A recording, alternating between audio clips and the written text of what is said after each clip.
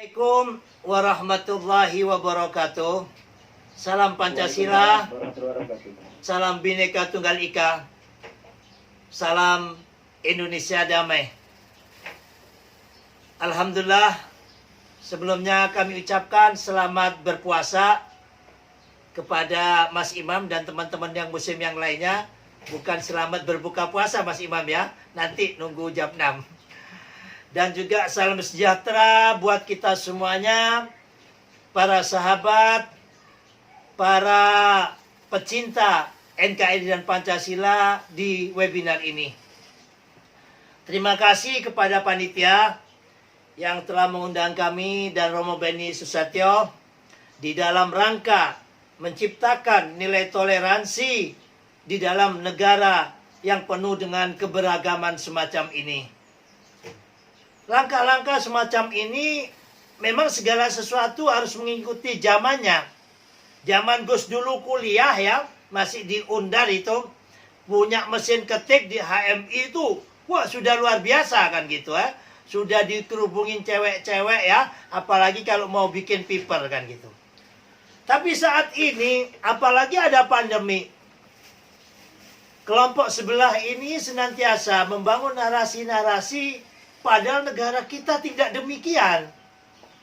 Akan tetapi kalau dicekokin terus berkali-kali seperti Fir'aun, ya, Fir'aun ini mengaku dirinya Tuhan kan gitu. Bagaimana kebohongan ini agar dipercaya oleh umatnya, ya? Yang tidak mengakui dibunuh, yang tidak mengakui dibunuh. Bukan sekali, dua kali, bukan satu nyawa, dua nyawa, ribuan nyawa untuk menyatakan padahal dirinya itu manusia, untuk menyatakan dirinya Tuhan. Sehingga kebohongan yang berkali-kali akhirnya karena tidak ada yang berani menepisnya, yang membenarkannya, dianggap kebohongan itu adalah kebenaran. Kembali kepada tema kita, apa yang disampaikan oleh Romo Beni tadi sangat luar biasa. Indonesia ini bukan hanya negara atau negeri yang toleran. Ya, kita sudah dikenal ya, negara khususnya orang Jawa itu mangan gak mangan sing penting kumpul kan. Toleransi atau dalam bahasa Islamnya adalah tasamu. Tasamu itu dalam bahasa Jawa ataupun sebelum kita lahir jauh bertahun-tahun bahkan beratusan tahun kita sudah mengenal apa yang disebut dengan tepo seliro.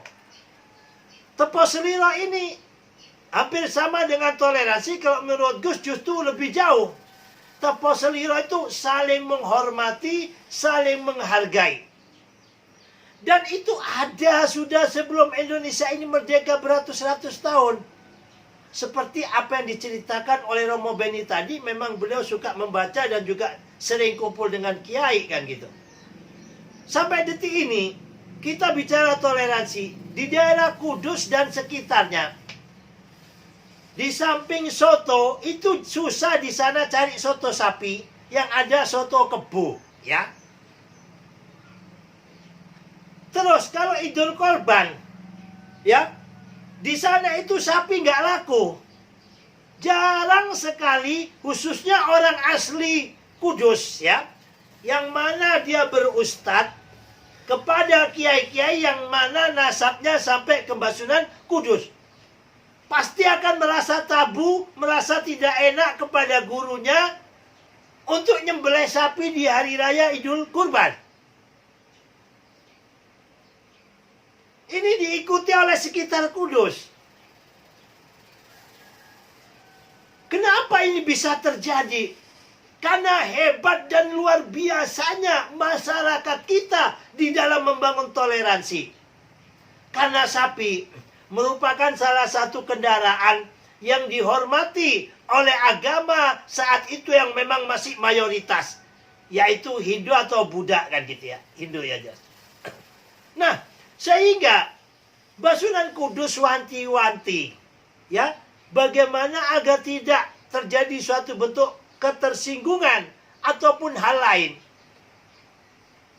Padahal di dalam Islam untuk Idul Korban nyembelih sapi itu tidak haram, tetapi bagi Basunan Kudus itu bisa dikatakan apa? Tabu atau kata orang Jawa itu pamali. Loh, kok sampai sejauh itu pamali, Gus? Ya, iya, karena begitu hebat dan luar biasanya Mbah Sunan Kudus yang memiliki toleransi sehingga menghormati agama orang lain yang menghormati kepada sapi itu. Karena apa? Masih ada alternatif lain yang bisa disembelih, yaitu kambing, yaitu apa? Kerbau dan lain sejenisnya. Ini top markotopnya masyarakat Indonesia kita. Belum hal-hal yang lainnya. Orang-orang Jawa, khususnya orang pedesaan, sampai detik ini masih menggunakan kata sembahyang. Jarang menggunakan kata sholat. Sholat itu asli bahasa Islam. Sembahyang itu bahasa Jawa yang mana teresapi, terilhami dari bahasa orang selain Islam, khususnya Hindu dan Buddha. Tapi bagi masyarakat Indonesia yang sudah terbangun jiwa toleransi dan jiwa kebersamaan, sembahyang kamu nyembah Sang Hyang Widi kek, nyembah Gusti Allah, nyembah Kanjeng Gusti Yesus, nyembah siapapun, yang penting menyembah kepada yang Maha Kuasa, yang penting menyembah kepada yang Maha Esa. Itu tidak pernah dijadikan suatu bentuk problem. Begitu juga di dalam berpakaian. Di dalam Islam itu bisa, karena ini firman ya, firman ini dari Allah. Nabi Muhammad sudah tidak ada lagi yang mana bisa menjabarkan dari firman secara mutlak. Yang ada yaitu para sahabat yang sifatnya tidak maksum. Yang maksum hanya Nabi Muhammad. Dan orang Hindu, orang NU khususnya, memiliki pemahaman dan pemikiran ini. Sehingga orang NU itu bisa bertoleransi kepada sesama umat Islam yang berbeda madhab. Dan juga toleransi kepada di luar Islam. Sebab pandangannya apa? Yang mutlak itu Al-Quran. Dan yang mutlak menafsiri Quran adalah Nabi Muhammad. Setelah Nabi Muhammad meninggal dunia, ya, ini kan para ulama, para sahabat, yang mana bukan maksum. Yang maksum hanya Rasulullah yang terjaga, yang dijaga oleh Allah. Sehingga Ad-dabani Rabbi wa asana ta'dibi. Ad-dabani Rabbi, aku menjadi terbaik daripada perilaku. Karena aku langsung dibimbing oleh Tuhan di dalam akhlakku.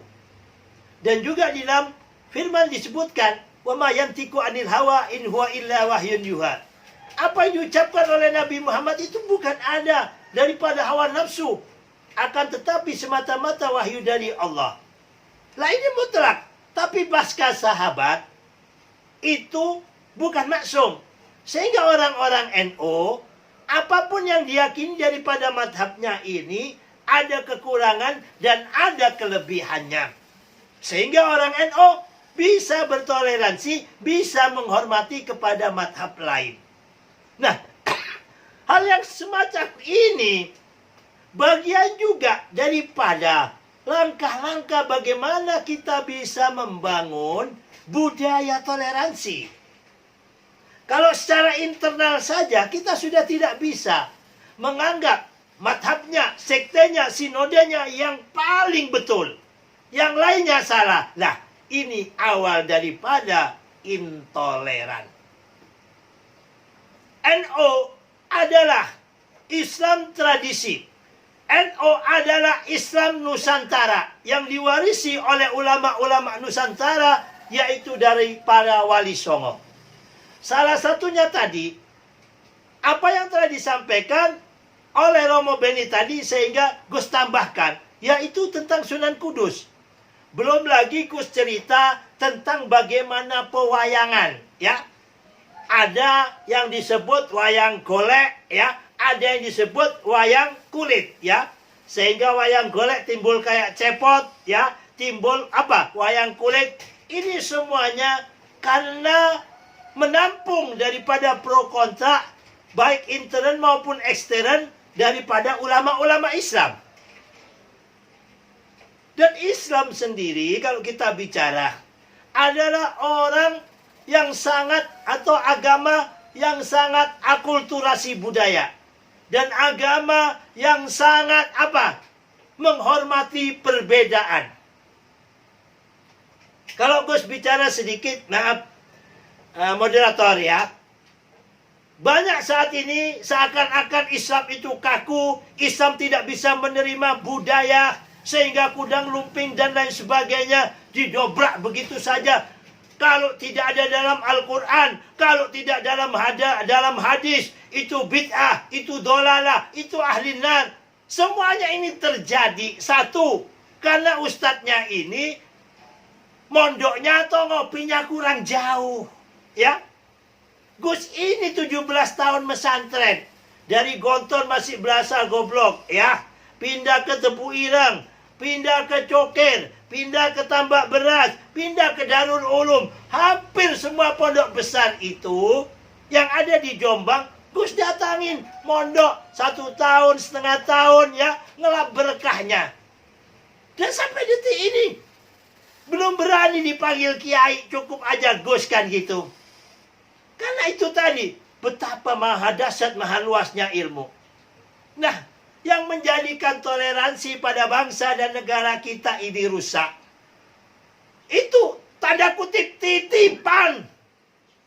Makanya melalui mimbar ini, wahai para tokoh agama semuanya, maupun tidak tokoh, wahai para umat beragama, ya, tidak ada secuil pun di dalam kitab suci kita itu mengajarkan kita untuk membenci kepada yang lainnya. Ya. Kalau sampai itu ada, itu tidak ada lain karena titipan. Contoh soal ini. Ada Ustadz Yahya Waloni, barusan kemarin masuk Islam, ya. Sebelumnya ini maksudnya apa? Ulama-ulama kita nggak ada yang semacam itu. Apalagi Rasulullah di Mekah pindah ke Madinah, membuat apa yang disebut dengan apa? Perjanjian Madinah, ya. Nah, di situ Rasulullah menjunjung tinggi semua agama, semua suku yang ada, dan diberlakukan nilai-nilai keadilan. Bahkan yang sangat dasar dan luar biasa, tercengang saat itu orang-orang. Lau annal Fatimata, jika sekiranya Fatimah sendiri yang mencuri, ya, jangankan orang lain kan gitu, untuk tegak dan demi keadilan, maka aku sendiri yang memotong tangannya. Ini yang diajarkan oleh Islam. Nah, di sini mentang-mentang karena Islam mayoritas, Yahya Waloni, ya, membantai habis, mencaci maki untuk merusak toleransi kita. Ini jangan-jangan ada titipan atau kongslet kan begitu ya, untuk memecah belah toleransi kita yang luar biasa. Kita hidup berdampingan bertahun-tahun dengan penuh apa? Persaudaraan. Semuanya terpecah hanya karena politik. Sekali lagi, kasus Ahok, ya, hanya karena politik. Tidak pernah dilihat bagaimana kerjanya Ahok yang diisukan untuk mengalahkan Ahok. 1, 2 minoritas, ya, minoritas Cina, minoritas non-Muslim. Nah, untuk ke depan ini harus kita cerdaskan. Inilah Indonesia kita ini yang penuh dengan kedamaian. Inilah Indonesia kita ini yang penuh dengan toleransi. Bagaimana masjidnya Mbah Sunan Kudus? Ada mungkin banyak yang datang ke Sunan Kudus. Itu paduan antara bangunan Hindu, Buddha dengan Islam, dan dijadikan masjid. Teman-teman, yang dikatakan katanya Madura itu kolot, Madura itu begini begitu. Coba silakan bapak-bapak, ibu-ibu datang ke Madura. Di kerajaan-kerajaan di Madura ini, baik yang di Bangkalan sudah banyak terkikis, yang masih terjaga hingga detik ini yaitu di Sumeneb. Ada yang pernah datang ke kerajaan Sumeneb enggak? Ya, silakan. Maaf. Ya. Ya, suaranya agak ini ya, mendengung. Tapi poinnya udah kita Di sini pecinta Bhinneka Tunggal Ika dan pencinta Pancasila yang saat ini alhamdulillah berkat daripada dulurku Mas Imam dan teman-teman SMA 31 ini ya. Ini semakin banyak. Betul, Pak Moderator, SMA 31 ya? Ya. Ini semakin banyak. Semakin banyak lintas angkatan ya. Lintas angkatan ya. Kita gaungkan. Kita gaungkan yang semacam ini kan begitu ya. Mari, budaya toleransi yang ada pada bangsa ini. Bukan hanya budaya toleransi, budaya gotong royong dan budaya kebersamaan itu sudah ada di zaman nenek moyang kita. Gus ini masih kecil ya, punya saudara ya di Madura ini. Nah, dari saudara-saudara yang ada di sana, kalau pengantinan itu Pak Moderator, ya. Kalau pengantinan di Madura itu, dari saudara A ini ya istilahnya ngutangi. Ya, tapi padahal itu bahasa gotong royong. Telur kan gitu dari paman A kan gitu ya. Beras dari ada Budi B. Terus apa? Istilahnya apalagi taruh biasa daging kan gitu ya. Terus ayam kan gitu. Nah, ini jadi gotong royong dari sanak saudara. Nah, kapan membayarnya? Membayarnya kalau apa? Anak daripada paman ini menikah. Loh, ini nggak dimiliki oleh negara lain. Tetapi ini adalah budaya karakter building bangsa kita. Nggak ada perjanjian, nggak ada bang-bangan, nggak ada hitam di atas putih. Tetapi terjalin semacam itu. Bukan hanya itu. Bahkan apa? Bahkan membangun rumah juga demikian. Masyarakat-masyarakat kita di desa ini kalau masih berbau darah ya. Istilahnya periparan, ipar, ataupun ponakan, sepupu, dupupu kan gitu. Ataupun apa? Uak kan gitu. Lah, ini ada yang bantu bata 1.000. Ada yang batu semen 10. Yang mana itu bahasanya utang ya. Tetapi utang dengan bahasa gotong royong. Ini indahnya Indonesia kita ini. Termasuk juga pola gandong yang terjadi di Ambon. Keluarga Gus ini sebagian kok dari Umi adalah keluarga Kiai, dari Abah keluarga besi tua. Banyak dulu itu nyari besi tua ke Ambon. Ya Pak Moderator. Nah, itu kakak saya sendiri ceritakan. Kalau bangun gereja, ya kan, orang-orang Muslim itu bantu, ya, apa tenaga maupun semen dan sebagainya. Begitu juga kalau orang Muslim bangun masjid, orang Kristen itu bantu. Dan itu benar-benar terjadi bertahun-tahun. Kakak saya itu karena Gus anak bungsu bolak-balik ke Ambon, ke daerah sekitarnya itu membeli besi. Itu sering menceritakan toleransi semacam itu. Tapi begitu terjadi runtuhnya reformasi, hanya dengan waktu sesaat pola gandung itu hancur. Nah, makanya mari sama-sama kita jaga. Jangan sampai hanya kepentingan-kepentingan sesaat para elit politik kita mau adu domba. Mari kita jaga Indonesia kita yang luar biasa ini.